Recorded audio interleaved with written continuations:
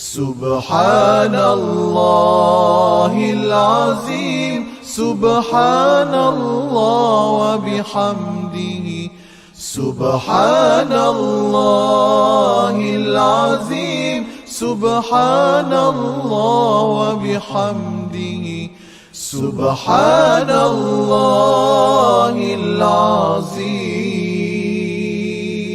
سبحان الله وبحمده سبحان الله العظيم سبحان الله وبحمده سبحان الله العظيم سبحان الله وبحمده سبحان الله العظيم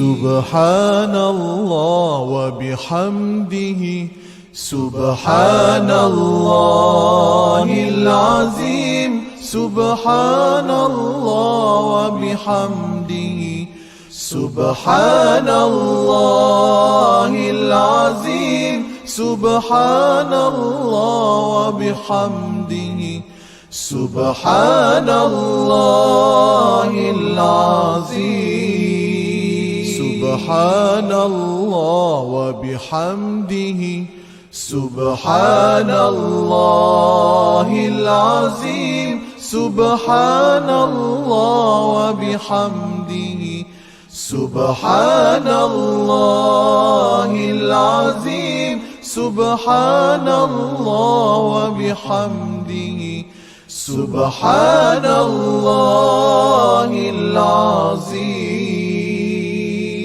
سبحان الله وبحمده سبحان الله العظيم سبحان الله وبحمده سبحان الله العظيم سبحان الله وبحمده سبحان الله العظيم سبحان الله وبحمده سبحان الله العظيم سبحان الله وبحمده سبحان الله العظيم سبحان الله وبحمده سبحان الله العظيم سبحان الله وبحمده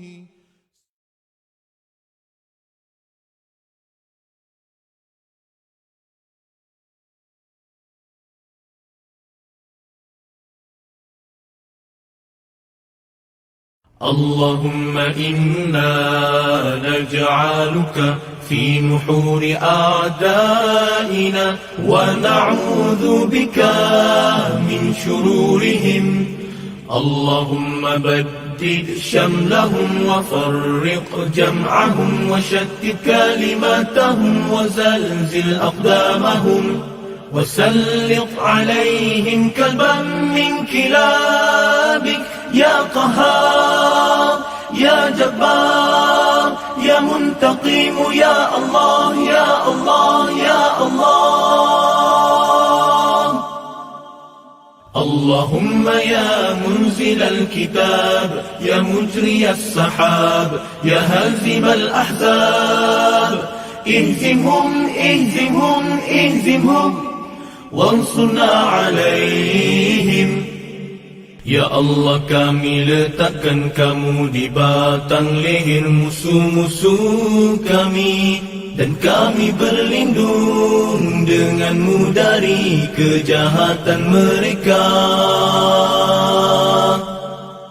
Ya Allah, hancurkan kumpulan mereka. Ya Allah, pecahkan pakatan mereka. Ya Allah, leburkan pendirian. أعوذ بالله السميع العليم من الشيطان الرجيم.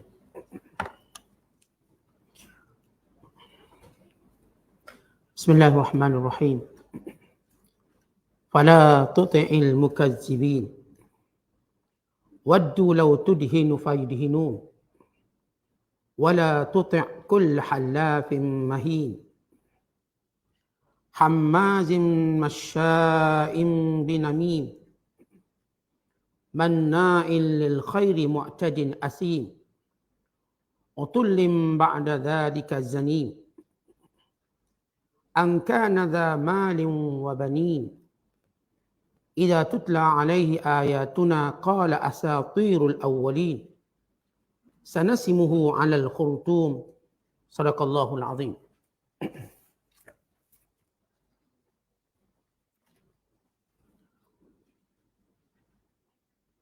Oleh itu berpegang teguhlah pada ajaran Islam yang sedang engkau amalkan. Dan janganlah engkau menurut kemahuan orang-orang yang mendustakan agama Allah. Mereka suka kalau engkau bertolak ansur menurut kemahuan mereka. Supaya mereka juga bertolak ansur berlemah lembut pada zahirnya terhadapmu. Dan janganlah engkau berkisar dari pendirianmu yang benar dan jangan menurut kemahuan orang yang selalu bersumpah. Lagi yang hina pendapatnya dan amalannya.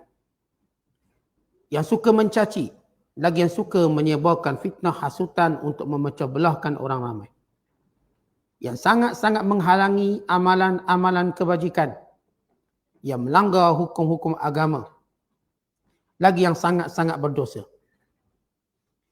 Yang jahat kejam, yang selain itu tidak tentu pula bapanya. Adakah kerana ia seorang hartawan dan ramai anak pinaknya maka ia mendustakan agama kami? Apabila dibacakan kepadanya ayat-ayat keterangan kami, ia berkata, ini ialah cerita-cerita dongeng orang-orang dahulu kala. Orang yang bersifat demikian akan didedahkan kehinaannya. Kami akan adakan tanda di atas hidungnya yang berupa belalai itu. Masih lagi kita berada dalam penafsiran surah Al-Qalam. Surah yang ke-68 pada juzuk yang ke-29. Pada ayat yang ke-8 sehingga ayat yang ke-16. Ayat-ayat yang kita bacakan ini menjelaskan tentang akhlak dan perangai buruk orang-orang kafir. Yang menjadi kebiasaan mereka dan menjadi sifat mereka. Khususnya dalam menghalangi agama Allah dan memusuhi orang-orang yang beriman. Supaya orang-orang yang beriman mengetahui apakah itu kekufuran. Dan apa yang kekufuran lakukan kepada manusia, bahkan kepada umat semuanya. Kalau sebelum ini ayat yang kita bacakan menceritakan tentang kemuliaan akhlak Nabi sallallahu alaihi wasallam. Keindahan akhlak baginda, kesabaran baginda dan lain-lain yang berkait dengan kepribadian Nabi Muhammad sallallahu alaihi wasallam. Maka kali ini Allah Ta'ala membongkarkan sifat sebenar orang-orang kafir. Khususnya ketika mana mereka menentang Islam. Kerana akhlak seseorang itu akan lebih dikenali waktu bermusuhan. Kerana bila seseorang itu bermusuh, maka akan dilihat akhlak sebenar dia. Waktu kita tak bermusuh, waktu kita biasa-biasa, tak akan nampak akhlak buruk. Tetapi bila berbalah, bila bersengketa, hatta sehingga ke peringkat membunuh, maka ketika itu kita akan lihat akhlak sebenar. Sebagaimana kita lihat di pentas antarabangsa, konflik di Gaza sebagai contoh. Akhlak orang beriman dengan akhlak orang kafir. Maka jelas terpampang dan kelihatan terang benderang bagaimana sebenar akhlak orang Islam. Dan bagaimana sebenarnya akhlak orang kafir yang penuh dengan pendustaan, pembohongan, melakukan kerosakan, melampau dalam permusuhan, dan lain-lain hal yang kita boleh faham dengan kejadian sekarang. Tapi ini Al-Quran bongkarkan akhlak mereka satu persatu. Bila mana Allah Ta'ala memulakan dengan firman-Nya, "Fala tuti'il mukazzibin." Maka janganlah kamu mentaati dan mengikuti kehendak para pendusta agama Allah. Kita tahu bahawa ayat ini diturunkan di Mekah dalam keadaan umat Islam minoriti. dan orang kafir majoriti. Dalam keadaan umat Islam lemah, dalam serba-serbi, ekonominya orang kafir pegang, kekuasaannya orang kafir pegang, secara jumhur majoriti orang kafir, manakala Nabi Muhammad sallallahu alaihi wasallam bersama para sahabat minoriti dalam segala perkara, kemiskinannya atau jumlah pengikutnya dan lain-lain. Namun Allah Ta'ala memerintahkan Nabi sallallahu alaihi wasallam dan orang beriman supaya as-sabatu 'alal mabda', berpegang pada prinsip walau kamu minoriti. Iaitu jangan sesekali mengikuti apapun watak-watak orang kafir. Jangan sesekali bertolak ansur dengan orang kafir dalam hal agama kamu. Pertahankan prinsip walau kamu minoriti. Kerana orang kafir, bila mana mereka majoriti, mereka akan usik agama kita. Orang Islam, bila mana mereka majoriti, mereka akan jaga agama orang kafir. Ini yang jelas kita lihat. Kalau Islam jadi minoriti, hal-hal agama kita dicampur dengan mudah. Tetapi bila orang Islam majoriti, orang Islam tak pernah campur hal agama orang kafir. Walaupun Islam bukanlah meredainya, bukan Islam menyuruh semua bertanggungjawab berdakwah, tapi kita tak campur urusan agama. Tetapi orang kafir dia akan campur urusan agama. Hatta nak masuk masjid pun kena minta izin dia. Sebagaimana Baitul Maqdis sekarang. Kena minta izin dia. Dia tak izin tak boleh masuk. Mana pernah ada tempat ibadat orang kafir perlu minta izin orang Islam untuk masuk. Bukan banyak. Nak bina masjid pun kena minta izin orang kafir. Walhal mereka boleh membina tempat ibadat mereka tanpa perlu minta izin dengan orang Islam. Maka Allah Ta'ala menyuruh orang beriman. Walaupun mereka minoriti supaya tidak mengalah dan tidak berlembut dalam urusan agama dan akidah. Jangan berlembut walau sedikit pun. Jangan takut dengan minoriti. Jangan takut dengan kamu minoriti dalam semua aspek. Kerana itu kata Allah, fala tuti'in mukadzibin. Jangan sesekali kamu mentaati orang-orang kafir. Apa yang mereka nak lakukan? Allah Ta'ala sebut pada ayat yang berikutnya apa yang mereka nak buat. Waddu lau tudhinu fayudhinun. Mereka ingin supaya kamu berlembut dalam agama kamu. Tak payah pegang prinsip. Dan ini yang mereka cuba bina dengan fahaman baru Islam moden. Maksud Islam moden apa? Boleh berlembut, boleh minum arak, boleh menari, nama saya sama, semayang, tak ada masalah. Bahkan boleh terlibat dengan perkara mungkar, LGBT pun boleh. Berlembut. Kamu tak perlu menyerang ataupun tidak perlu membenteras segala maksiat. Bahkan terlibat sama, tak ada hal.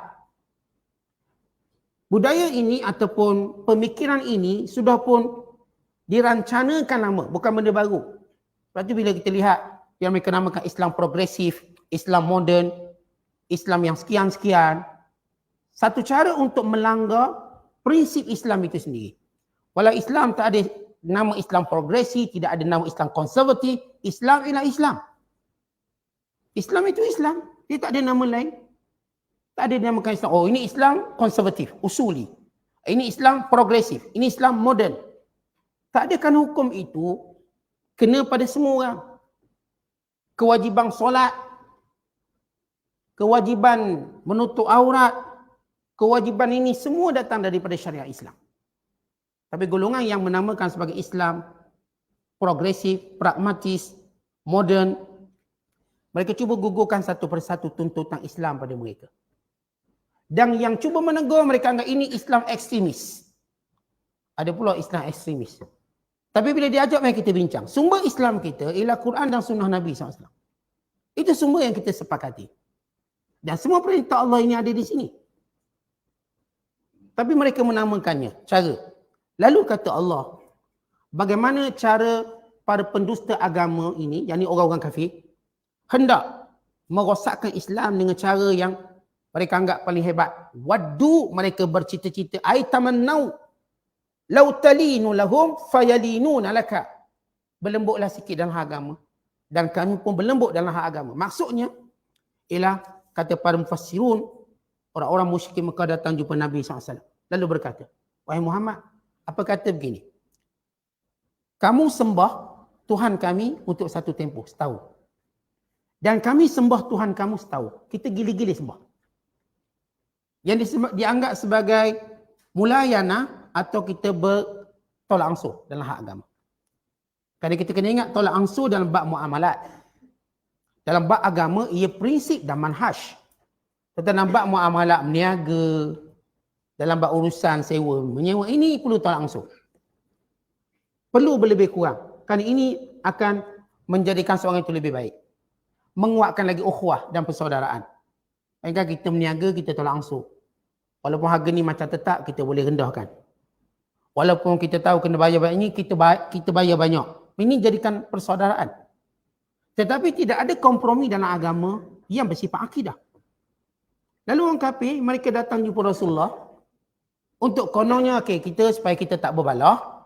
Apa kata, kamu sembah Tuhan kami setahun dan jangan cela Tuhan kami, berhala kami, dan kami sembah Tuhan kamu setahun.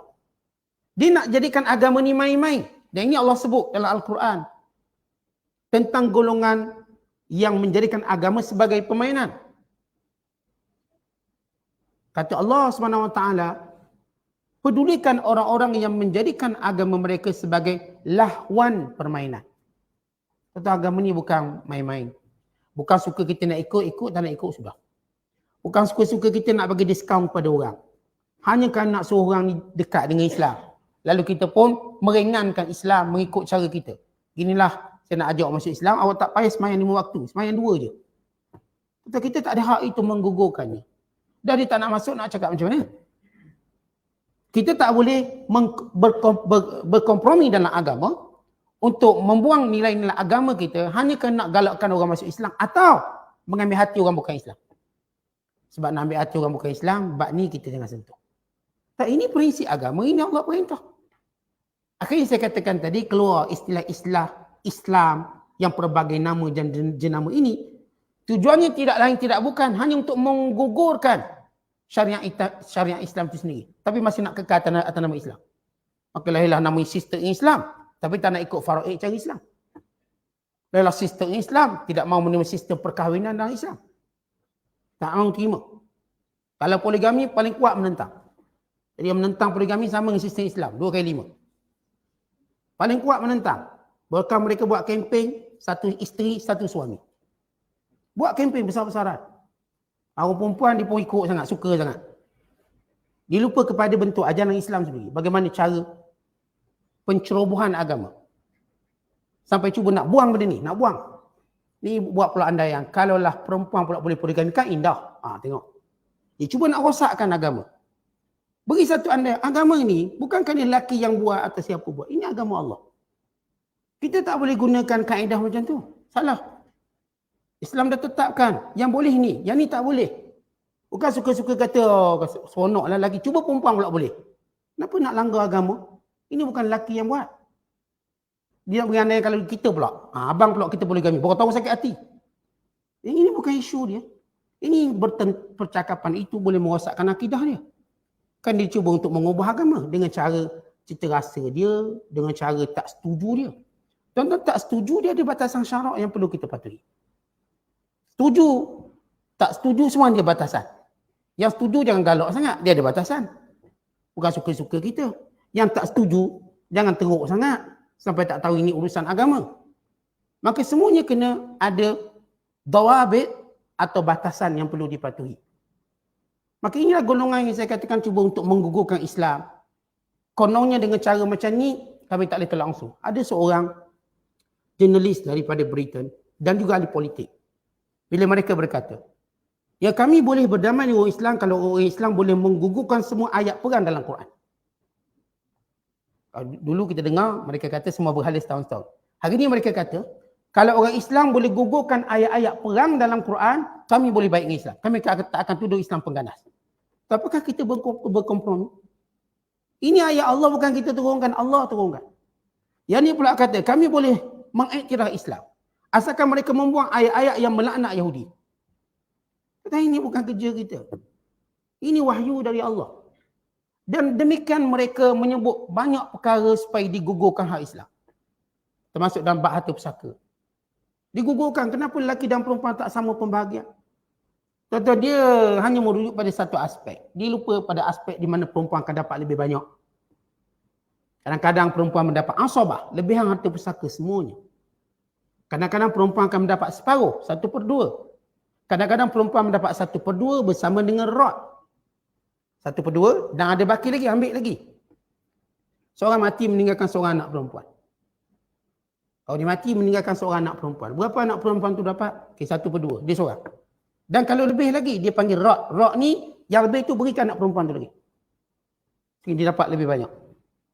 Kalau 2 orang perempuan, seorang mati meninggalkan 2 anak perempuan, dia akan dapat 2/3.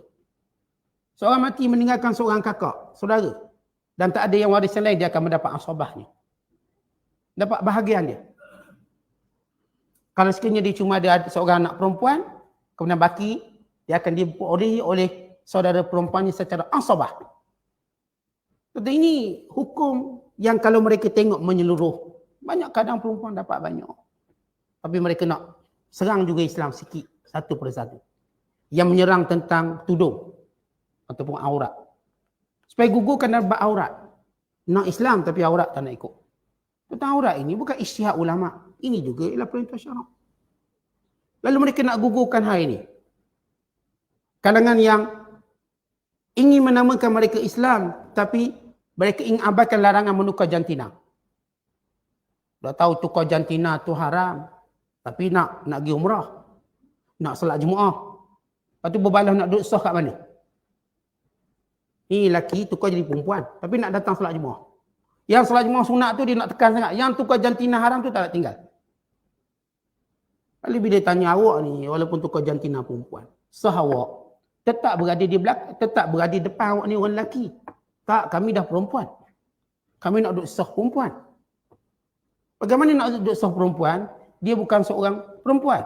Dia seorang lelaki-lelaki. Lepas tu pelik, dia punya ideologi orang-orang yang cuba masukkan dalam Islam. Dan orang kafir tahu, orang Islam paling anti kepada golongan LGBT. Bila mereka buat satu diskusi. Dia kata, kenapa negara Islam seperti Indonesia, seperti Malaysia, menentang secara ekstrim golongan ini. Ekstrim. Mereka takut. Tuan-tuan, bukan sekarang negara Islam. Hatta negara-negara yang masih memegang nilai agama tetap menentang LGBT, tentang. Ada seorang pemain snooker terkenal, perempuan. Maka dia pun kena berlawan dengan perempuan yang asalnya laki-laki. Bila dia tahu jantina orang ni, dia berhenti. Tak, saya tak akan lawan dengan lelaki. Tak akan lawan. Walau dah jadi perempuan, dia laki-laki. Tentang pelik golongan-golongan ni, dia lelaki jadi perempuan, kemudian nak masuk sukan perempuan. Lunya perempuan tu kena belasah. Sebab yang tukar jantina tu Mike Tyson. Sebagai andaian, Mike Tyson tukar jantina jadi perempuan, bertinju dengan perempuan. Lunya perempuan. Lihat fitrah yang rosak. Artinya mana-mana lelaki agak-agak main sukan tak pandai, tukar je jadi perempuan. Menang nombor 1. Sukan apa pun menang. Maka ini kita katakan satu dunia tak boleh terima dengan fikiran normal. Bila mereka tahu yang paling menentang ialah Islam, mereka masuk dalam Islam. Ini Ishaq Manji. Karang satu buku, saya bawa kat Malaysia. Akhirnya dirampas, kemudian mahkamah memenangkan penulis tersebut dan pengedar buku. Dia orang lesbian. Ishaq Manji. Perempuan kahwin dengan perempuan. Dan karang buku tentang cinta dalam Islam. Kata Islam tidak memusuhi cinta, Islam membenarkan cinta. Sehingga dia lupa larangan Allah Ta'ala tentang untuk kita kata berpasangan sejenis dan sebagainya. Mereka kata ini Islam. Kata ini golongan yang cuba untuk meranakkan Islam. Orang kafir dah cuba, mereka tak berjaya. Sebab mereka berada di luar. Lalu mereka jadikan orang Islam. Upah orang Islam untuk rosakkan Islam dari dalam. Akhirnya suara-suara yang menentang undang-undang Islam, orang Islam. Yang telah di brainwash pemikiran dia. Yang menentang semua benda dalam Islam ini, kalangan orang Islam yang dididik oleh orang kafir. Sebab itu lahir satu sistem pendidikan disebut orientalis. Atau dipanggil istishraq atau mustasyrikin. Golongan mustasyrikin antara agendanya ialah bila mereka mengetahui untuk menentang Islam daripada luar satu perkara yang sukar. Lalu mereka membina institusi-institusi agama. Mereka ini bukan Islam semua ni, tapi mengaji bab Islam. Bagi mendidik orang Islam untuk menjatuhkan Islam daripada dalam. Akhirnya mereka berjaya melahirkan pemikir-pemikir yang zahirnya nampak Islam, tapi datang untuk meranakkan Islam daripada dalam. Lalu golongan inilah yang menamakan Islam dengan pelbagai nama. Sebagai Islam moden, Islam golongan progresif, Islam sekian. Untuk mereka membina satu jalur ajaran baru. Dan untuk mereka buat satu penolakan yang halus terhadap sesuatu hukum Islam. Kalau mereka kata mereka juga Islam. Lalu mereka ini terlibat dalam politik. Atau mereka tahu kalau tak melalui politik mereka tak boleh. Mereka terlibat dalam politik, mereka terlibat dalam NGO. Mereka terlibat dalam mana-mana badan-badan yang mendapat pengiktirafan. Lalu mereka melakukan serangan halus ini. Melalui sistem pendidikan. Melalui pergaulan. Melalui program-program dalam siaran atau program-program TV dan sebagainya. Lalu membina suatu pemikiran yang songsang tentang Islam. Akhirnya hari ini orang Islam yang fikir songsang tentang Islam. Hukum hakamnya. Bak dosa pahalanya. Tapi oleh kerana Islam ni agama Allah. Allah jaga.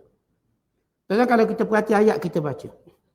Di sebalik Rasulullah minoriti pun diwajibkan pertahan perkara yang menjadi akidah dan perkara yang menjadi dasar Islam. Apatah lagi kalau kita majoriti. Minoriti pun kena tunjuk. Tak boleh tunduk dengan tekanan majoriti dalam hal agama. Ini tiba-tiba kita majoriti tunduk dengan minoriti bila nak beragama kena minta kebenaran dia. Nak buat undang-undang Islam kena minta kebenaran dia. Dia tak setuju tak boleh. Dia susah kita pula. Nak buat apa-apa semua kena minta kebenaran dia. Kononnya mengganggu keamanan lah itulah ini. Maka ini Allah ingatkan orang beriman. Fala tuti'in mukadzibin. Jangan tunduk patuh kepada para pendusta agama Allah. Waddu law tudhinu fayudhinun. Mereka yang inginkan supaya kamu berlembut dalam agama kamu, lalu mereka juga akan berlembut tentang agama mereka. Sama-sama tolak ansur. Tentang agama bila dia ni adalah ciptaan manusia memang boleh tolak ansur. Tapi bila agama ini datang dari Allah tak boleh tolak ansur. Tahan akidah tadi. Sebab tu kalau kita sebut tentang agama, ia prinsip. Tak ada siapa pun lebih atas pada agama walau dia raja. Hatta dia raja dia pun tak boleh kurangkan solat. Dia pun tak boleh ubah tu, ubah ni ikut kuasa. Tak boleh. Awak juga kena patuh pada Islam. Kalau awak Perdana Menteri, patuh pada Islam. Maka ini Islam. Tidak ada yang atas pada Islam. Al-Islamu ya'lu wa la yu'la alaih. Islam tinggi. Tak ada yang lebih tinggi pada Islam. Hatta Rasulullah SAW berkata pada Fatimah. Lau anna Fatimah binta Muhammadin saraqat laqata'tu yadaha. Kalau Fatimah anak Muhammad mencuri, aku potong tangan dia. Ucapan Nabi SAW untuk menunjukkan tidak ada yang lebih tinggi pada Islam. Walaupun atas dasar kasih sayang. Tuan-tuan, tidak ada orang yang paling Rasulullah sayang selepas Khadijah melainkan Fatimah radhiyallahu ta'ala anha. Pun Nabi berkata pada wanita yang paling Nabi sayang, kalau kamu langgar, aku juga akan jalankan hukuman. Kerana tidak ada yang terkecuali dalam hukuman. Itulah Islam. Dia tak ada, kerana dia ada kuasa, dia pun boleh buang segala hukum hakam Islam. Semua orang terikut ataupun semua orang terikat dengan Islam. Kemudian kata Allah, menyebut tentang 10 sifat orang kafir. Baik, kenapa orang kafir ni, kita jangan dengar cakap dia. Jangan ikut apa yang dia nak. Dia ajak kita berlembut, tidak. Kita pertahankan prinsip. Kenapa? Allah sebut 10 akhlak orang kafir. Allah berfirman, menyebut sifat mereka satu persatu. Yang pertama kata Allah, wala tuti' kulla halafin mahin. Jangan kamu patuh dan tunduk kepada orang yang kerjanya suka bersumpah. Baik, pertama watak orang kafir halaf, suka bersumpah. Sebab mereka tak ada cerita dosa. Kaki sumpah. Maksudnya tuan-tuan sekalian, mereka berada pada penipuan yang paling tinggi. Sebab itu mereka cukup terkenal dengan apa yang dinamakan propaganda. Apa itu propaganda? Penipuan secara tersusun. Dan yang paling kuat melakukan propaganda ialah Yahudi. Ada seorang Jew Yahudi daripada Amerika. Dia tak duduk dekat Palestin tapi duduk di Amerika lama. Kemudian dia mula pergi ke Tel Aviv ataupun negara Israel. Negara haram Israel duduk. Lalu dia mengakui bahawa kita orang dibesarkan dengan propaganda. Tentang Islam, propaganda tentang kita ni siapa. Untuk mendustakan pada seluruh dunia. Tentang hal yang berkait dengan Islam. Contoh orang Yahudi, macam saya dah sebut, Yahudi paling memusuhi Islam. Lalu semua propagandanya menjurus kepada Islam. Oleh sebab itu mereka tidak segang silu untuk menipu bahkan bersumpah untuk meneruskan propaganda mereka terhadap kepada dunia umat Islam. Ini halah, mereka menipu. Sampai hari ini mereka masih menipu. Kita kata dia bung hospital, tak. Kami bukan bung hospital. Kita kata ni kanak-kanak mati ni. Puluh ribu kanak-kanak yang mati. Dan 16,000 orang yang syahid. Di kalangan mereka hampir 70% kalangan kanak-kanak dan wanita. Hampir 70%. Mereka tak pernah mengaku. Mereka tak pernah mengaku. Mereka kata kami cuma target pejuang Hamas. Kami cuma target ini penggana Hamas. Orang kata ni perempuan mati, anak-anak mati. Tak, kami cuma target. Demikian mereka ulang-ulang. Seolah-olah benda tu tak berlaku. Tak, penipuan mereka sampai peringkat Allah sebut mereka ni halaf. Kaki sumpah untuk berbohong. Kata orang bohong ni, bagaimana tak bersumpah, bohong dia belum kemuncak. Tapi kalau sanggup bersumpah untuk berbohong, ini pembohongan yang menjadi watak. Maka orang kafir watak ni berbohong. Jadi, tuan-tuan jangan heran bila mereka berbohong tentang Islam. Dan mereka berbohong kepada setiap negara Islam. Akhirnya negara Islam semuanya mereka cuba lihat sebagai pandangan yang buruk terhadap Islam. Islam, umat Islam, ajaran Islam.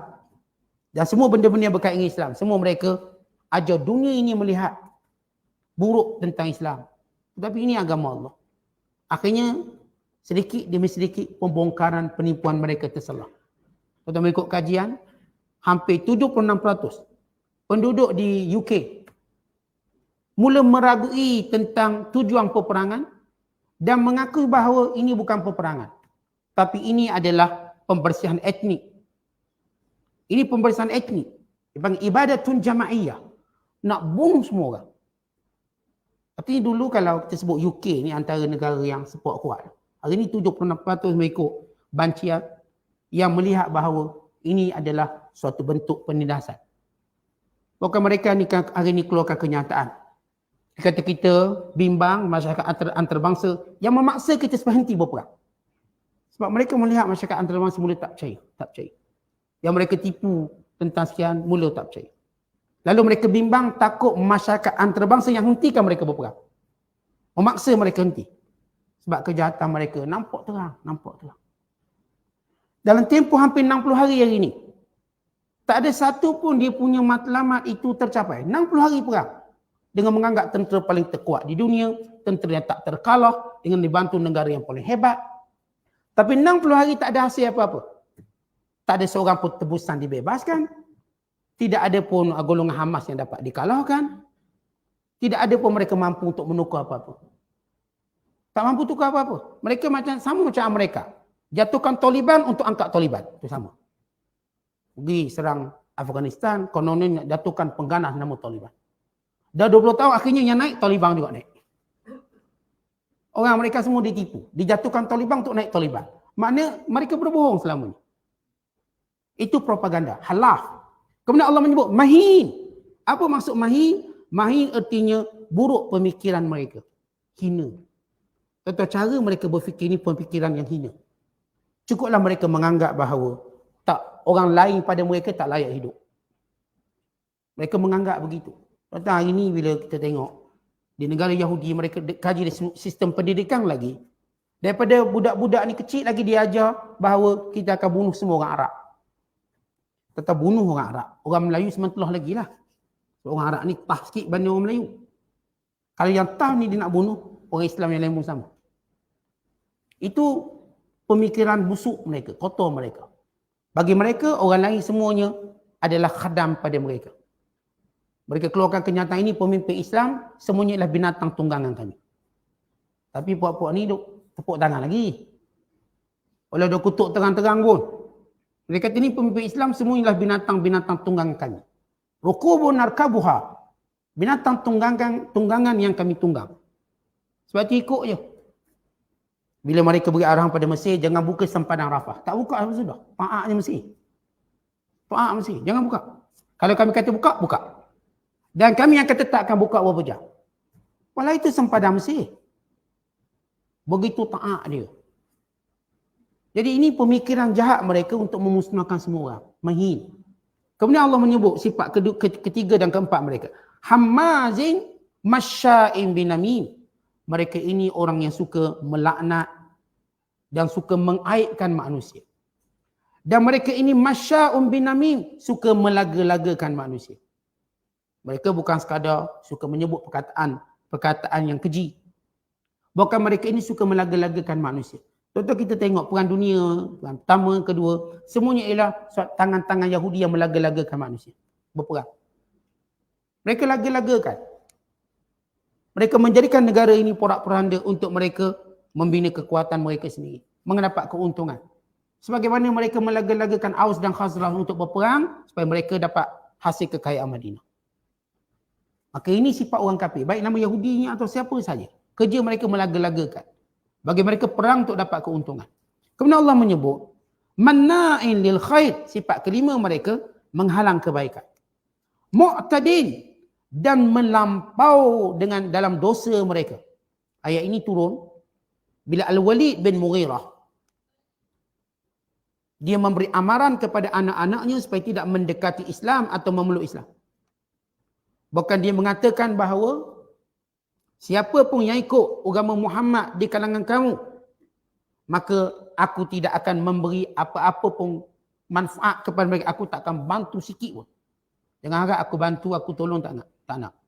Al-Walid, pemimpin Al-Walid bin Mughirah, ialah orang paling kuat permusuhan dengan Nabi SAW. Walaupun umur dia tua, dia ni orang tua. Dia meninggal pada usia 75 tahun. Tapi dia benci pada Rasulullah lebih pada orang muda benci. Dan dia menyuruh anak-anaknya jangan mendekati Nabi SAW, jangan beriman. Sikit pun jangan beriman, aku tak akan mengaku aku ni ayah kamu, atau membantu kamu, atau harta aku ini akan dapat pada kamu. Tapi Allah tunjuk, empat orang anaknya beriman.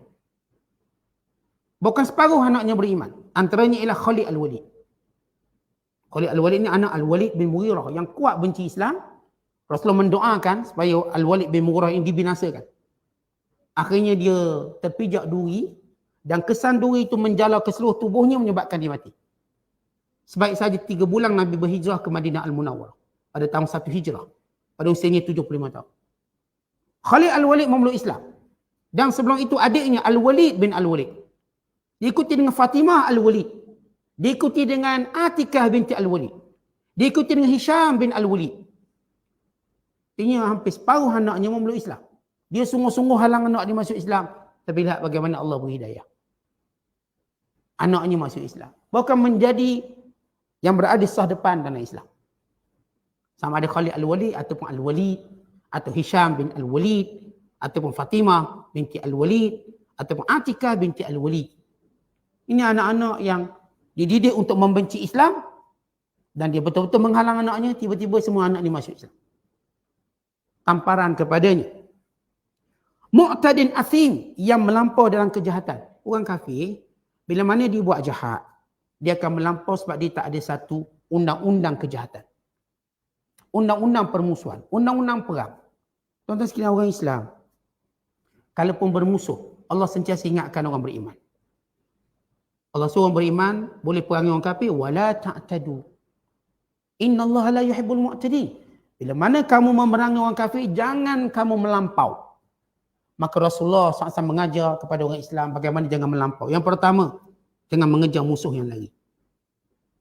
Ini dalam disiplin perang dalam Islam. Tak dikejar musuh yang lari. Kenapa ini menunjukkan rakus nak bunuh orang? Dan juga mungkin ia perangkap orang kafir dalam melarikan diri. Yang kedua, Rasulullah mengajar tidak dibunuh wanita. Nabi menyatakan, mahadhihi lituqatal. Tidak patut wanita ini dibunuh. Ketika Nabi mengingkari bila melihat seorang wanita mati dalam peperangan Uhud. Wanita kafir. Maka Rasulullah marah. Perempuan ini tidak patut dibunuh. Dan Rasulullah memberi amaran supaya tidak dibunuh golongan ini. Wanita dan kanak-kanak. Atau orang tua. Atau ahli ibadat. Tidak juga merobohkan tempat ibadat. Tidak dibenarkan merobohkan tempat ibadat. Andai kata ada musuh dalam tempat rumah ibadat orang kafir. Tidak dibenarkan dihancurkan. Sehingga musuh itu keluar. Dia tak macam orang kafir. Hospital pun bom. Masjid pun bom, gereja pun dia bom, sekolah pun dia bom. Kerana dia adalah mu'tadin asim. Bila mana bermusuh dia melampau. Islam ajar adab-adab. sebelum mereka buat apa yang disebut sebagai undang-undang perang atau convention perang yang tidak pernah dipatuhi. Convention perang yang mereka buat, yang mereka setuju melalui naungan PBB, kononnya kalau perang macam ni kena buat koridor kemanusiaan, koridor keselamatan, tak boleh halang makanan, tak boleh halang minuman. Kalau tidak dipanggil genocide. Bila berlaku perang, makanan tak boleh halang. Tapi mereka tak pernah patuhi. Bila je perang, mereka akan halang makanan, minuman, semua. Sebagaimana kita lihat di Palestin. Tak ada satu pun undang-undang yang dipatuhi oleh Israel Arab. Tak ada satu pun. Yang sepatutnya dalam perang tidak boleh menghalang makanan sampai pada penduduk awam. Mereka halang. Tidak boleh dihalang air daripada sampai. Mereka halang. Kerana niat mereka nak bunuh semua. Elektrik mereka halang. Mereka tak buat koridor kemanusiaan atau dipanggil mamarul insani dalam bahasa Arab. Mamarul insani ataupun koridor kemanusiaan. Mereka tak buat. Mereka suruh pergi ke selatan, lepas tu bila pergi mereka bom. Mereka suruh berlindung kat sini, kemudian mereka bom. Mereka tak pernah patuhi apa pun undang-undang perang. Tetapi umat Islam dia ajar. Dalam bab tawanan perang dia ajar. Dalam bab musuh ketika mana bertemu pun dia ajar. Seperti di sini Allah Ta'ala menyebut watak orang kafir jangan harap dia akan menjaga adab-adab dan menjaga undang-undang perang bila mereka perang sebab mereka muqtadin asib. Kita baca kisah Salahuddin dalam peperangan Salibiyah. Ketika mana raja pada Baitul Maqdis ketika itu Kristian yang membunuh jemaah haji yang menyebabkan Salahuddin merasa marah. Tak cukup dengan membunuh jemaah haji yang tak bawa senjata apa-apa. Bahkan mereka membunuh orang Islam ketika mana mereka berjaya menguasai kota. Bila Salahuddin menguasai kota Kristian, tidak ada seorang pun yang dibunuh. Kerana kami tak akan buat sama macam kamu. Mereka telah membunuh dan menyembelih hampir 70,000 orang Islam bila mereka masuk satu kawasan Islam. Waktu mereka dapat jajah ketika mana perang dengan Salahuddin. Dan bila Salahuddin berjaya menawan kembali tempat tersebut, tidak ada seorang pun Kristian yang dibunuh atau disembelih. Kata sejarah ni tak pernah menipu. Ia boleh dibaca, ia boleh dilihat, ia disaksikan. Dan antara sebab atau kesan positif perang Salibiyah kalau kita baca ialah penyebaran Islam di Eropah. Melalui tawanan perang yang dibebaskan. Dan orang-orang yang melihat bagaimana tingginya adab Salahuddin Al-Ayyubi. Hatta ketika mana Richard the Lion sakit, Salahuddin tidak memeranginya. Kerana kami tidak berperang dengan orang sakit. Bukan dikatakan dia menghantar doktor untuk merawat Richard the Lion. Pergi rawat, sembuh kita perang balik. Begitu dijaga nilai. Bukan ambil kesempatan musuh dah sakit, jom kita serang. Tidak begitu. Tetapi dihantar doktor. Kalau cerita di dramatik sikit, Salahuddin tu pergi. Itu cerita Salahuddin, cerita. Kan kalau buat filem, di dramatik dia lebih sikit. Lebih sudu pada kuah. Secara sejarahnya, Salahuddin menghantar doktor pergi ke tempat Richard the Lion untuk merawatnya sehingga dia sembuh. Dan ini menyebabkan akhirnya Richard the Lion berundur. Kerana Salahuddin memberi, bila menawan Baitul Maqdis, memberi semua hak beragama di situ. Sebab Baitul Maqdis ini pusat kepada 3 agama. Kristian, Yahudi dan Islam. Dan Salahuddin membenarkan semuanya. Gereja nak bunyikan loceng, Yahudi nak bunyikan buk. Yahudi dia pakai seruling besar tu, buk dia panggil. Dia pakai buk. Yahudi dibenarkan. Bukan Yahudi yang dihalau, Salahuddin panggil balik. Masuk. Dan ambil balik tempat makbad atau biara kamu. Ambil balik. Kata macam tu keadilannya. Kerana Islam ni, waktu mana bermusuh tetap jaga adab. Kata kita bermusuh dalam sudut aspek apa pun kita diajar. Orang tak patuh, salah dia. Dan dia berdosa. Hatta bila suami isteri bercerai, gaduh ni bercerai, wajib beri nafkah. Anak-anak, wajib dia beri nafkah. Ni bercerai ni teruk dah ni, marah bla bla. Tapi Islam je. Ni kamu kena jaga, pelihara. Tidak kamu tak berdosa. Nak marah-marahlah, tapi ini benda kena kamu jaga. Maka semua kena patuh. Hatta kita sama adik-beradik gaduh ke, siapa-siapa bergaduh. Last kali kubur sama belaka. Dan kita diminta doakan keampunan untuk mereka. Kita bergaduh sama-sama kita. Bila mati, kita tak akan lagi sebut apa yang menjadi keaiban mereka waktu hidup. Kita jumpa orang Islam jahat. Kemudian dia mati. Kita tak akan sebut keaiban dia lepas dia mati. Dia dah mati-matilah. Hatta kalau dia berhenti daripada buat jahat, kita tak sebut lagi, tak ungkit-ungkit. Kamu dulu jahat. Islam mengharamkan kita ungkit kesalahan orang yang sudah bertaubat. Tapi begitu Islam ajar kita. Walau kita tak suka dia dulu, perangai itu dan ini Islam ajar kita tata cara.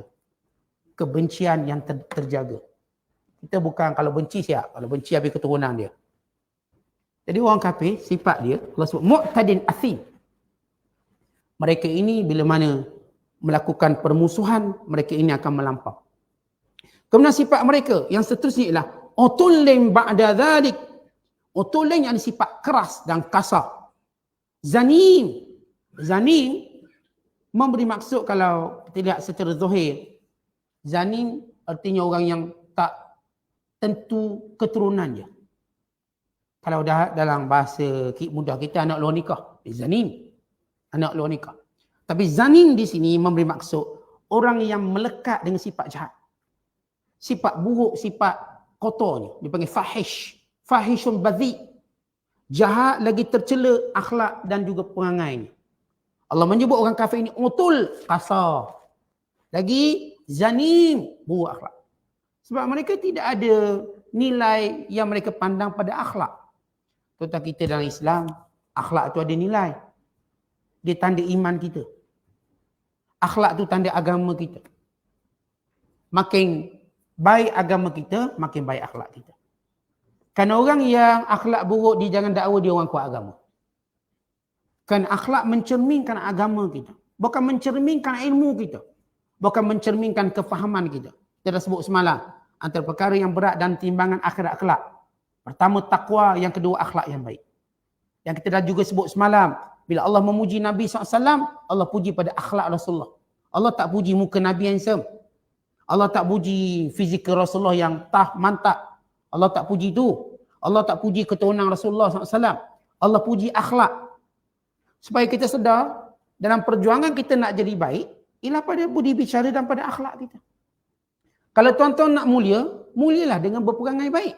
Oh, saya mulia dengan kerana jawatan banyak. Tuan-tuan, kita tak mulia dengan jawatan banyak. Kalau mulia pun mulia palsu. Hari kita tak ada jawatan, habis kena kutuk kita. Mulia palsu. Tuan-tuan, kita tak mulia sebab anak kita ramai. Kita tak mulia sebab kawan dan followers kita ramai. Kita muliakan akhlak kita baik. Bila akhlak ni baik tuan-tuan, walau tak berharta kita, walau tak berupa kita, walau tak ada pengikut kita, walau apa pun keturunan kita, maka orang nampak kemuliaan kita. Sebab itu Rasulullah SAW menyebut antara misi besar yang Nabi bawa. Innama bu'ithtu liutammima mahasinal akhlak. Ay makarimal akhlak. Aku diutuskan untuk membawa akhlak yang baik. Dan orang Islam diminta bersaing untuk tunjuk akhlak yang baik. Bersaing. Tentu kita bukan suruh bersaing tunjuk siapa harta banyak. Bersaing tunjuk siapa pengikut ramai. Bersaing tunjuk siapa pangkat banyak. Kita bersaing tunjuk akhlak yang baik. Kalau kita lihat seorang akhlak yang baik, bukan kita ambil kesempatan kepada dia. Oh, dia baik, kita pun ambil. Naik atas kepala dia. Pinjam 100. Oh, pantau orang perangai baik. Pinjam 100. Pinjam 1000. Bukan. Kalau benar kita melihat orang akhlak baik, kita bersaing untuk lebih baik pada dia. Lebih baik pada dia. Dan itulah watak para sahabat. Itulah watak ulama ataupun orang soleh yang dididik. Mereka nak jadi lebih baik pada orang lain. Kalau seorang tu beri kebaikan, mereka nak pulangkan balik kebaikan orang tu. Mereka akan sibuk memikirkan macam mana saya nak balas kebaikan. Tak ada bila diberi kebaikan, esok tunggulah dia buat baik benda pula. Esok. Maksudnya kalau kita ada jiran sebelah, dia pun bagi kuih onde-onde kat kita. Kita pun, oh baik jiran ni. Bagi kuih onde. Esok kita nak tengok pula karipak ke pulut lepa dia bagi. Bukan macam tu kita fikir, kita nak bayar apa kat dia. Kita nak bagi apa. Dia bagi kita onde-onde, kita pun fikir. Okey, kita bagi dia kuih badak berendam. Kita bagi dia kuih keria. Keria Melaka kita bagi kat dia. Yang ni pula dapat keria Melaka, fikir, dia dah bagi keria Melaka. Aku nak balas balik ni. Aku bagi pula dia kuih ni. Ni bagi lepak pisang pula. Yang ni dah dapat lepak pisang, kena bagi pula ni. Bagi pula dia kuih putu bambu ke dia. Yang ni dapat putu bambu, fikir, kena bagi lagi ni. Bagi pula putu mayam ke dia. Duk main macam tu kerana sama-sama baik. Ni tak, orang bagi kuih kita diam. Esok nak bagi apa? Pinggang ni pun tak hantar lagi ni. Nak tunggu sebab jiran sebelah baik ni biar dia bagi. Bersusung pinggang kita susun. Keluar belakang pinggang. Semua pinggang-pinggang mahal ni kita simpan. Ini orang ambil kesempatan. Tentang kita, kalau orang tu baik, kalau tuan-tuan buat je baik kat dia, dia tak akan tidur lena sebelum balas kebaikan kita. Kerana dia juga orang baik. Dia akan carilah kaedah apa pun. Kalaupun dia tak doakan kita dengan doa depan kita, dia doa belakang kita. Kalaupun dia tak balas secara material, dia balas dengan doa kita. Doanya. Sebagaimana sahabat-sahabat muhajirin mengadu pada Nabi SAW, ya Rasulullah, orang Ansar ni baik sangat, kami dah tak boleh balas. Baik sangat, beri macam-macam. Kami tak mampu balas. Kata Nabi SAW, doakan. Kalau kamu tak mampu balas, doakan. Sebut kepada orang yang beri kebaikan kepada kamu dengan jazakallahu khairan. Moga Allah beri balasan yang baik pada kamu. Maka kamu dengan dia sama dapat pahala. Yang ni bagi benda, kita beri doa. Sama. Tuan-tuan, kalau orang tak baik, dia tak akan doa pun pada orang buat baik kat dia. Yang saya katakan, dia cuma ambil kesempatan. Kita boleh kenal orang ambil kesempatan. Bila dia tak pernah fikir untuk mendoakan kita, atau berfikir satu hari nanti bagaimana dia nak balas baik pada kita. Bahkan kadang-kala kalaupun dia balas baik, dia tak rasa dia lebih baik pada kita. Sebab dia tengok kita yang memulakan. Sebab dari sudut neraca pahala lebih besar, yang memulakan kebaikan pahalanya lebih besar, walaupun yang lawan kebaikan dia ditunjuk lebih banyak. Contoh gini, tuan-tuan mulakan kebaikan, tuan-tuan bagilah dia kuih sikit, sepinggang kuih. Dia bagi tuan-tuan sepuyuk nasi biryani. Siapa besar pahala? Kita bagi dia kuih je. Kita bagi dia kuih, 3-4 biji kuih. Dia bagi kita satu puyuk biryani. Kau ambil daripada batu pahat ni hantar. Baik, biryani. Direct, panas-panas, berasap. Siapa yang dapat pahala banyak? Yang bagi kuih tu dapat pahala banyak. Sebab dia memulakan. Dia kena tahu. Sebab itu ini kelebihan memulakan. Tuan-tuan, ada benda sunat, pahalanya lebih besar daripada benda wajib. Kerana perkara itu dimulakan. Contoh, tuan-tuan bagi salam. Assalamualaikum. Apa hukum beri salam? Sunat. Apa hukum jawab? Wajib. Mana besar pahala sunat dengan wajib? Besar pahala sunat. Yang beri salam. Bukan yang jawab salam tu pahala besar. Walhal, yang jawab salam itu dalam posisi wajib. Yang beri salam dalam posisi sunat. Kerana kaedah menyatakan yang memulakan kebaikan, pahalanya lebih besar. Lepas tu kalau orang tahu, mereka berebut memulakan kebaikan. Tentang kita jumpa orang, kita senyum dulu sebelum dia senyum kat kita. Kalau dia senyum dulu kat kita, pahala dia lebih besar dari kita. Tentang kita jumpa orang, kita persilakan dia duduk sebelum dia persilakan kita duduk. Siapa yang memulakannya, maka pahala dia besar. Kita jumpa orang, kita hulur tangan dulu sebelum dia hulur tangan kat kita. Kenapa? Kita jadi pahala lebih besar pada dia. Begitu orang yang memulakan. Kalau kita berbalah, yang memulakan hulur untuk minta maaf, lebih besar pahalanya daripada yang memaafkannya. Yang memulakannya. Sebab itu ketika mana Muhammad Hanafiyah berbalah dengan Hasan bin Ali bin Abi Talib. Bergaduh, adik-beradik. Mak lain. Ayah sama, Ali bin Abi Talib. Muhammad bin Ali dikenali dengan Muhammad Hanafiyah. Sebab apa? Supaya tak keliru. Dia bukan anak Sayyidina Ali daripada Fatimah. Muhammad bin Hanafiyah bergaduh dengan Sayyidina Hasan. Gaduh. Lama bergaduh.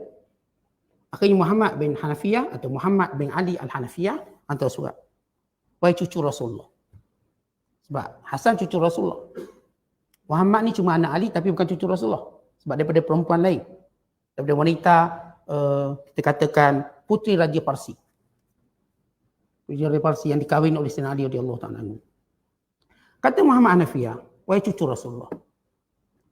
Aku boleh jumpa kamu untuk meminta maaf. Atau perbalaan kita, aku boleh. Tetapi aku tidak mahu kebaikan kamu berkurangan.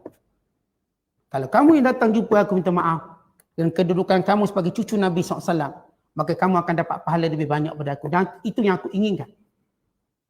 Ya, aku boleh pergi. Aku tak ada masalah nak pergi minta maaf dengan kamu. Tapi aku ingin kamu sebagai cucu Rasulullah. Untuk jadi contoh yang baik. Untuk kamu datang kepada aku. Untuk kita bermaafan.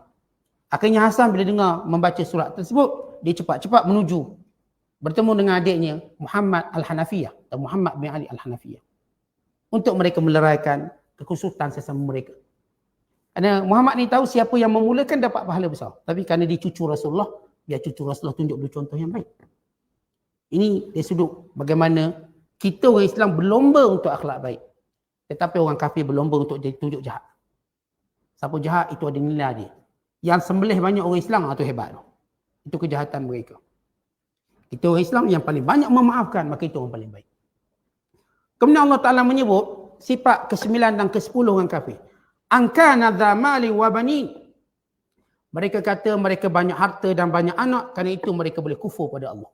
Kerana anak mereka boleh tolong mereka, harta mereka boleh tolong mereka. Artinya orang kafir sifat mereka berbangga dengan harta dan anak-anak yang ramai.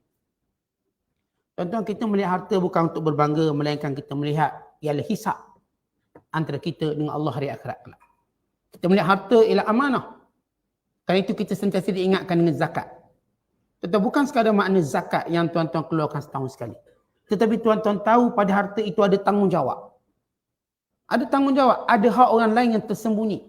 Wa fi amwalihim haqqum ma'lum lis-sa'ili wal mahrum. Mereka mengetahui pada harta mereka itu ada hak orang lain yang termaklum. Mereka tahu sama ada yang datang meminta atau yang tidak meminta. Akhirnya kita tengok harta kita, melainkan kita lihat ada hak orang lain di situ. Sebab itu kita tak senang dengan harta yang banyak sehinggalah kita menyampaikan hak itu. Wa imma secara zakat, wa imma secara sedekah, wa imma secara silaturahim. Kita menyampaikannya atau apapun faktor-faktor, kerana kita melihat harta ialah tanggungjawab. Tapi orang kafir melihat harta itu kebanggaan dan anak pinak kebanggaan. Atas sebab itu mereka buat sesuka hati mereka. Bukan mereka berani kufur kerana mereka berbangga dengan anak yang ramai. Kemudian kata Allah, "Idza tutla alaihi ayatuna," bila dibaca kepada mereka ayat-ayat kami. "Qala asatirul awwalin," mereka berkata, ini dongeng-dongeng dahulu kala. Tuan-tuan malang, kerana orang-orang kafir ini, kebanyakan mereka tidak mau berfikir dengan apa yang mereka baca. Anehnya mereka boleh tengok cerita dongeng-dongeng yang lain, mereka anggap dongeng. Tapi Al-Quran yang mereka tuduh dongeng, mereka tak pernah baca. Mereka cuma tolak, oh itu dongengan. Filem dongeng mereka tengok. Maksudnya, mereka tidak ingin mendengar Al-Quran. Sebab itu kewajiban orang beriman memperdengarkan Al-Quran. Kewajiban negara Islam memperdengarkan Al-Quran. Tuan-tuan, orang kafir ini dengan propaganda menyatakan jangan dengar Al-Quran. Lalu mereka mengharamkan diri mereka, anak-anak mereka daripada membaca Quran. Sebab itu bila kita lihat hikmah di sebalik peperangan di Gaza, bila mula terdorong untuk membaca Quran. Dan bila mereka membaca Quran, mereka pun jumpa hakikat dia. Yang akhirnya ramai yang memeluk Islam. Jadi ini masalah orang kafir dalam propaganda mereka untuk menghalang orang baca Quran. Sebab itu Allah ajar kita untuk memperdengarkan Quran kepada orang bukan Islam. Hatta yasma'a kalam Allah. Summa ablighu ma'manah. Bila datang orang kafir kepada kamu, perdengarkan dia ayat-ayat Allah. Kemudian pastikan dia pulang dengan selamat. Aman ke negara dia. Maksudnya, kalau ada orang bukan Islam datang ke negara kita, perdengarkan Quran. Tuan-tuan, kita tak payah perdengarkan idea kita. Kadang-kadang kita jumpa orang kafir, banyak nak cakap idea kita ni. Oh, saya idea, saya... Tuan-tuan, bacakan sepatah Quran pada dia. Bacakan beberapa ayat Al-Quran kepada dia. Kerana Quran ni mukjizat. Tak, idea saya beliga lagi. Tuan-tuan, tak perlu kita nak ikhnakan dia dengan idea kita. Idea kita apa sangat.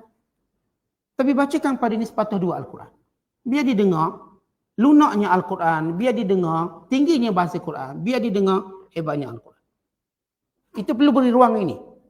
Tuan-tuan, yang menjadi masalah kita tak bagi ruang tu kepada orang bukan Islam untuk dengar. Kita berkawan lama orang bukan Islam.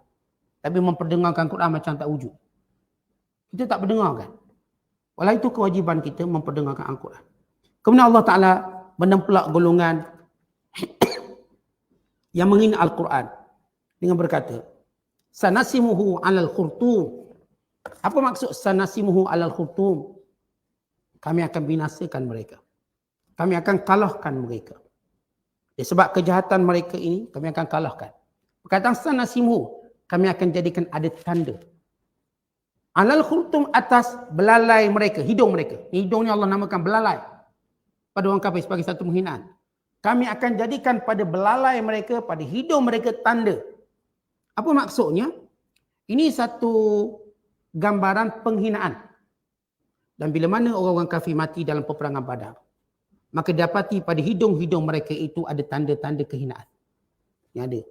Tanda-tanda kehinaan pada hidung mereka. Setengah ulama menafsirkan makna sanasimuhu, yakni kami akan jadikan wajah-wajah mereka kehitaman. Ketika mana mereka memasuki neraka jahanam pada hari kiamat kelak. Pertama makna sanasimuhu, kata nasim, kami akan jadikan tanda dekat hidung sebagai satu penghinaan. Biar tak bertanda hidung kamu nanti. Nanti kamu mati bertanda hidung kamu nanti. Akhirnya orang kafir mati dalam perang Badar, hidung semua mereka bertanda. Hidung mereka semuanya bertanda. Yang kedua maksud sanasimu ala khultum, kami jadikan wajah kamu hitam legam pada hari kiamat kelak. Dek bakaran api neraka. Maksudnya dengan segala 10 watak jahat kamu kafir. Dan sifat kamu mempersendakan Al-Quran sehingga kamu kata ini dongengan dahulu kala, kami pasti akan musnahkan kamu. Menghancurkan kamu cepat ataupun lambat. Wallahu a'lam bissawab. Assalamualaikum warahmatullahi wabarakatuh.